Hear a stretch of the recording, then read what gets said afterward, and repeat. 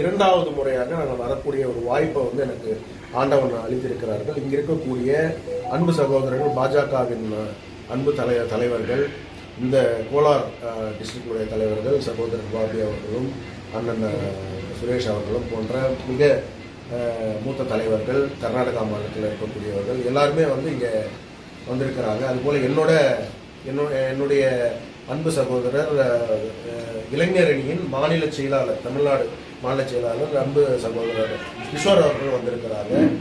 இது போன முறை நானும் அண்ணாமலை அவர்களும் இங்கே வந்திருந்தோம். இந்த முறை அவர் நேற்று தான் இந்தியாவுக்கு வந்திருக்கிறாரு. அதனால அவருமே சொன்னார், என்னுடைய வாழ்த்துக்களுமே இங்கே இருக்கக்கூடிய எனக்கு மெசேஜ்லையுமே இருக்கு, இங்கே நிறைய தமிழ் சொந்தங்கள் இருக்கிறாங்க, அவங்க நீங்கள் போய் பாருங்கன்னு சொல்லியிருக்காங்க. ஸோ அதனால் மிக சந்தோஷமா இருக்கு. 154வது வருட விழா ஸோ மிக சிறப்பாக நடந்ததுக்கு ரொம்ப சந்தோஷமா இருக்கு. நன்றி. நிலவரம் எப்படி இருக்குதுங்க? அடுத்த தேர்தலில் நீங்கள் கூட்டணி ஏடிஎம்கே வச்சிருக்கீங்க, எப்படி இருக்கு உங்களோட கூட்டணி? ரொம்ப பலமான கூட்டணி. இந்த கூட்டணி பிஜேபி விரும்புறது, அதிமுக விரும்புறது அது ஒரு பக்கத்தில் இருந்தால் கூட இந்த மக்கள் விரும்பி மக்களுக்கான ஒரு கூட்டணியாக தான் இது ஏன்னா நாங்கள் எல்லாம் பல இடத்துக்கு போகும்போது கூட மக்கள் கேட்குறாங்க, சார் எப்படியாவது கூட்டணி வச்சுருங்க சார், எப்படியாவது கூட்டணி வச்சுருங்க சார். ஓட்டு போட தயாராகிட்டாங்க மக்கள். அவங்களுக்கே தெரியுது எங்கேயும் ஓட்டு செதறக்கூடாது, ஓட்டு என்டிஏ கூட்டணிக்கு வரணும், நரேந்திர மோடி தலைமையிலான கூட்டணிக்கு வரணும்னு மக்கள் சொல்கிறாங்க. சிறப்பான ஒரு கூட்டணி. இப்போ இதில் தளி தொகுதிக்கு வந்திருந்தேன், தளி ஓசூருக்கு வந்திருந்தேன். அங்கே கூட சொல்லியிருந்தேன் எத்தனை தொகுதி நீங்கள் ஜெயிக்க முடியும்னு சொல்லி கேட்டாங்க. 234 தொகுதி, 200 தொகுதி உறுதியாக ஜெயிக்கும், 200 தொகுதி உறுதியாக ஜெயிக்கும். இன்னைக்கு இருக்கக்கூடிய சர்வே படி பார்த்தீங்கன்னா 200 தொகுதி என்டிஏ கூட்டணி உறுதியாக ஜெயிக்கும். இல்லை 2 நாளைக்கு முன்னாடி தமிழக முதலமைச்சர் மு.க. ஸ்டாலின் 234 தொகுதியிலும் திமுக கூட்டணி ஜெயிக்குதுன்னு சொல்லிட்டு அவர் ஒரு அறிக்கை விட்டுருக்காங்க. அது பத்திரிகைகளெல்லாம் வந்திருக்கு, செய்தி நல்லா பரபரப்பாக இருக்கு. அட் சேம் டைம் இப்போ அண்ணாமலை வேற அந்த போஸ்ட் அவர் பார்ட்டியை வளர்த்து விட்டுருந்தாரு, இப்போ அவரை இறக்கிட்டுங்கிறாங்க. ஃபர்ஸ்ட் கேள்வி எந்த கட்சியாக இருந்தாலும் நாங்கள் கட்சி 234 தொகுதியிலே போட்டியிடுவோம், அந்த கூட்டணி வெற்றி பெறும் தான் சொல்லுவாங்க. ஆனால் மக்கள் நீங்க என்ன முடிவு பண்றாங்கன்னு ரொம்ப முக்கியம். இன்னைக்கு உங்களுக்கே தெரியும், பேப்பர் திறந்து பார்த்தா, நீங்க மீடியா நியூஸ் பார்த்தா தெரியும் உங்களுக்கு, எங்க பார்த்தாலும் கொலை, கொள்ளை, கற்பழிப்பு, லா அண்ட் ஆர்டர் ஃபெயிலியர், சாராயம், இலிசிட் லிக்கர் சொல்லக்கூடிய அந்த சாராயத்தால் எத்தனை சாவு நமக்கு 100 பேர் மேலே இறந்துருக்கிறாங்க. இது போல ஏகப்பட்ட ஃபெயிலியர் தமிழ்நாட்டில்.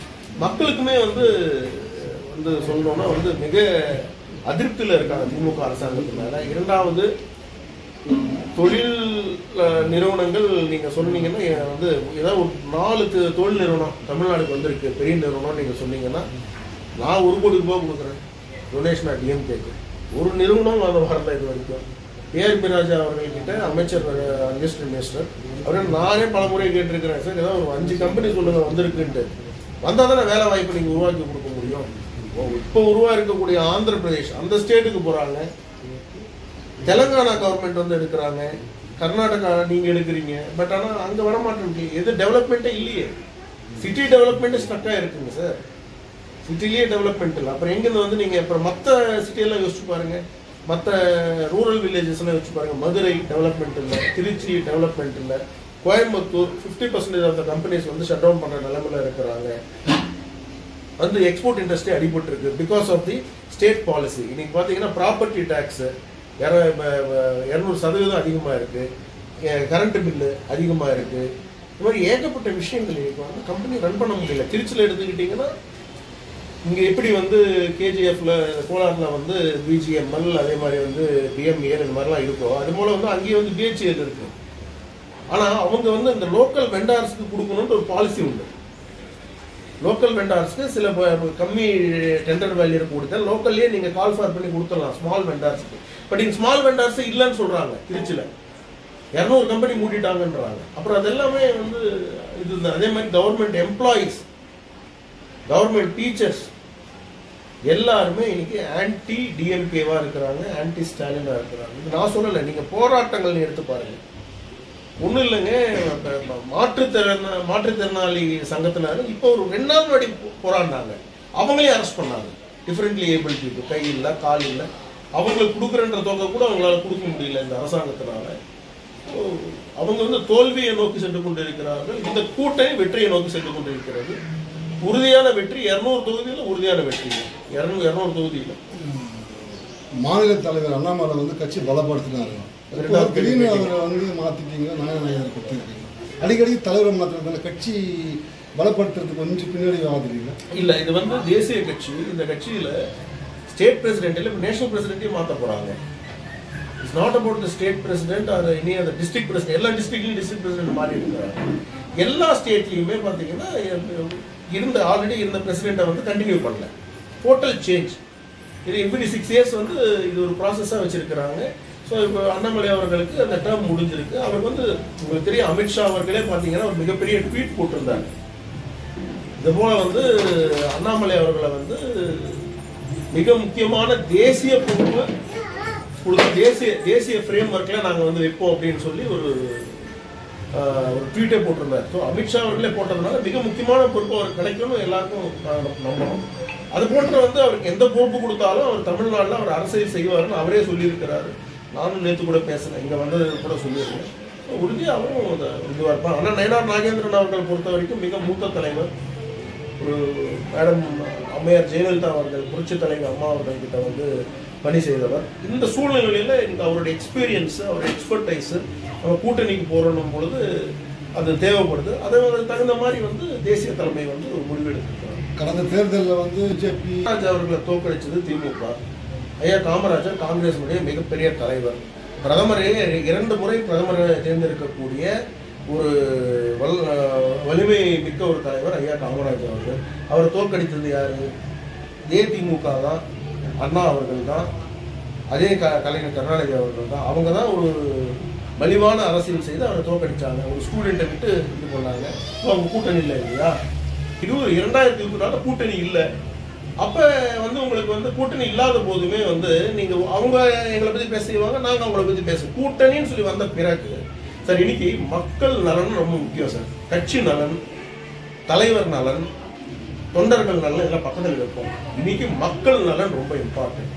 மக்கள் இன்னைக்கு எந்த அளவுக்கு பாதிக்கிறாங்க நீங்க தமிழ்நாட்டில் நீங்க யோசிச்சு பாருங்க சார். பஸ் டிக்கெட் வாங்குறது கூட கஷ்டப்படுறாங்க மக்கள். இன்னைக்கு பஸ் டிக்கெட் வாங்குறது கஷ்டப்படுறாங்க. எல்லா இடத்துலையும் ஊழல். மணல்ல எடுத்தா கொள்ளையடிக்கிறாங்க, ரோடு போடுறதுல கொள்ளையடிக்கிறாங்க. சரி, இப்ப திமுக எடுத்துக்கோங்க, இந்தியாவிலேயே எங்கேயும் இல்லை சார். 5 அமைச்சர்கள் மேல ஊழல் குற்றச்சாட்டு. 5 அமைச்சர்கள் மேல ஒரே நேரத்தில் மெட்ராஸ் ஹைகோர்ட் வந்து என்ன சொல்றாங்க, அவங்களுக்கு கொடுத்திருந்த ஒரு ரிலாக்ஸேஷனை வந்து வித்ரா பண்ணிக்கிட்டு இன்வெஸ்டிகேட் திருப்பி பண்ண சொல்லி இருக்கிறாங்க. 5 பேருமே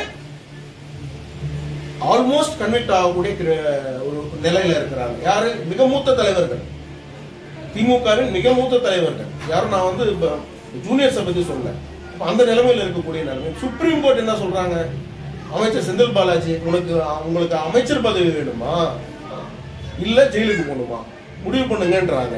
ಸ್ವಾಮಿ ದೇವಸ್ಥಾನದಲ್ಲಿ ಕಳೆದ 154 ವರ್ಷಗಳಿಂದ ಸತತವಾಗಿ ಈ ಪ್ರದೇಶದಲ್ಲಿರ್ತಕ್ಕಂಥ ಎಲ್ಲ ಭಕ್ತಾದಿಗಳು ಒಟ್ಟಾರೆ ಭಗವಂತನ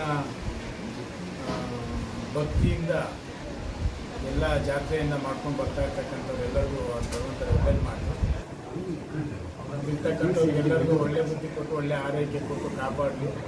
ನನ್ನನ್ನು ಕರೆದಿದ್ದಾರೆ, ನಾನು ಬಂದು ಭಗವಂತನ ಬೇಡ್ಕೊಂಡಿದ್ದೀನಿ. ಎಲ್ಲರಿಗೂ ಒಳ್ಳೆ ಮನಸ್ಸು ಕೊಡಲಿ, ಒಳ್ಳೆ ಬುದ್ಧಿ ಕೊಡಲಿ, ಒಳ್ಳೆ ಆರೋಗ್ಯ ಕೊಡಲಿ. ಎಲ್ಲರೂ KGF ಜನ ಎಲ್ಲ ನಗ್ನಗ್ತಾ ಎಲ್ಲರೂ ಬಾಳಲಿ. ದ್ವೇಷ, ಅಸೂಯೆ, ಗುಂಪುಗಾರಿಕೆ ಇವೆಲ್ಲ ದೂರ ಇಟ್ಟು ಎಲ್ಲರೂ ಒಂದಾಗಿ ಬಾಳೋದಕ್ಕೆ ಭಗವಂತ ಬುದ್ಧಿ ಕೊಡಲಿ. Hi, namaste. I am from Bangalore. ಹುಟ್ಟಿ ಬೆಳೆದಿದ್ದೆಲ್ಲ KGF. 4 ಜನರೇಷನ್ದ ನಮ್ಮ KGF ಅಲ್ಲಿ ಇಲ್ಲಿ ಟೆಂಪಲ್ ನಡೀತಾ ಇದೆ. ನಮ್ಮದು ಮನೆ ದೇವರು ಇದು. ಸೊ ಹಾಗಾಗಿ ನಾನು ಬ್ಯಾಂಗ್ಳೂರಿಂದ ಬಂದಿದ್ದೀನಿ. ತುಂಬ ಚೆನ್ನಾಗಿ ನಡೀತಾ ಇದೆ ಪ್ರೋಗ್ರಾಮ್ಸ್ ಎಲ್ಲಾನು. ತುಂಬ ಖುಷಿ ಆಗ್ತಿದೆ ನಮಗೇನು.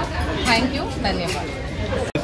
எத்தனை வருஷமா இந்த சுமார் 150 வருடங்களுக்கு முன் தோன்றிய இந்த முனீஸ்வரன் ஆலயம் பல குடும்பங்கள் 4 தலைமுறையாக இது குலதெய்வமாக வழிபட்டுக் கொண்டிருக்கிறார்கள். இப்பொழுது நான் சென்னையிலிருந்து வந்திருந்தேன். நான் இந்த KGF தங்க சுரங்கத்தில் வேலை செய்து கொண்டு இந்த நான் ரிட்டையர்ட் விஆர் கொடுத்து நான் சென்னைக்கு போயிட்டு முதல்ல சென்னையிலேருந்து இந்த குலதெய்வத்தை முதல்ல வணங்கணுன்ட்டு மறுபடியும் இந்த வருஷமாக நான் இந்த விழாக்காக வந்து மிக சிறப்பாக செய்து கொடுத்துட்டு இந்த விழாவை பார்த்துருக்கேன். 154 ವರ್ಷದ ಮುನೀಶ್ವರ ದೇವಸ್ಥಾನದ್ದು ವರ್ಷ ಈ ಮೇ ತಿಂಗಳಲ್ಲೇ ಕಾರ್ಯಕ್ರಮ ಮಾಡ್ತಾ ಇರ್ತೀವಿ. ಇವತ್ತು ಅಮರ್ ಪ್ರಸಾದ್ ರೆಡ್ಡಿ ಅಂತ youth and skill development president BJP state ತಂದಿರೋರು ಅವ್ರು ಬಂದಿದ್ರು ಇವತ್ತು. ಆಮೇಲೆ ಸಂಪಂಗಿ XMLA ಬಂದರು, ನೆನ್ನೆ ರೂಪಕಲಾ ಶಶಿಧರ್ ಅವ್ರು ಬಂದಿದ್ರು. ಇವತ್ತು ಏನು ಅವ್ರಿಗೆ ಆ ಕಾರ್ಯಕ್ರಮ ಆಚೆ ಇರೋದ್ರಿಂದ ನೆನ್ನೆ ಬರಬೇಕಂದ್ರೆ ಸಾಯಂಕಾಲ ಬಂದವರು ಅವರು. ಆಮೇಲೆ ನಮ್ಮ ಹನುಮಂತಪ್ಪ ಅಂತ state vice president, Sridevi madam state vice president, ಪಳ್ಳಿ ವೆಲ್ಲ ಸ್ಟೇಟ್ ವೈಸ್ ಪ್ರೆಸಿಡೆಂಟ್ ಎಲ್ಲ ಬಂದು ಕಾರ್ಯಕ್ರಮ ತುಂಬ ಯಶಸ್ವಿಯಾಗಿ ಮಾಡಿಕೊಟ್ಟಿದ್ರು. ಈ ಎಲ್ಲ ಭಕ್ತರಿಗೆ ತುಂಬ ಧನ್ಯವಾದಗಳು.